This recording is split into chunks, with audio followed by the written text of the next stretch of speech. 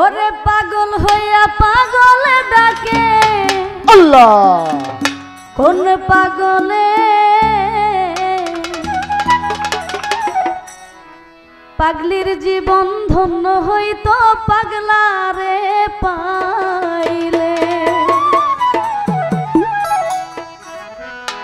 এখানে অনেক শিল্পীরা গান গায়, এরা গানটা গায় ঠিকই, বুঝা গায় না না বুঝা গায় এরা নিজেরাও বুঝে না। অনেক শিল্পী গানটারে মানে আকর্ষণ করার জন্য এরা কয় কি জানেন, কয় পাগলার জীবন ধন্য হয়তো পাগলিরে পাইলে। যদি পুরুষ শিল্পী গায় তাহলে গায় হাসান ভাই যে পাগলার জীবন ধন্য হয়তো পাগলিরে পাইলে। আবার কয় মেয়ে শিল্পী যদি গায় তাহলে কয় পাগলের জীবন ধন্য হয়তো পাগলারে পাইলে। আপনারা ইউটিউব চালান, আপনারা সবই জানেন। কিন্তু আমি সালাম সরকার মামার সাথে আমার গান হয়েছিল নরসিংদীতে, আমি বৈশা জিগাইলাম মামা আপনি যে গান লিখছেন পাগলির জীবন ধন্য হয়তো পাগলারে পাইলে, কিন্তু অনেক শিল্পী তো গায়, অনেক পুরুষ শিল্পীরা গাইলে গায় পাগলার জীবন ধন্য হয়তো পাগলিরে পাইলে।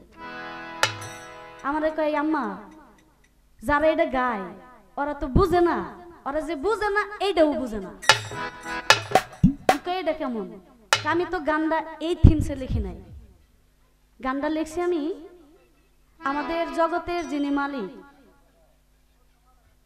ওনাকে যদি আমরা পাই, আমরা হইলাম সবাই স্ত্রী। স্ত্রী কি লিঙ্গ হিসাব করতে গেলে দেখা যায় আমরা সবাই পাগলি, কেউই পাগলা না।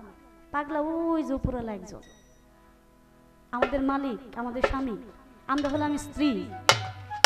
এই থিমসে হলো গানটা লিখছে।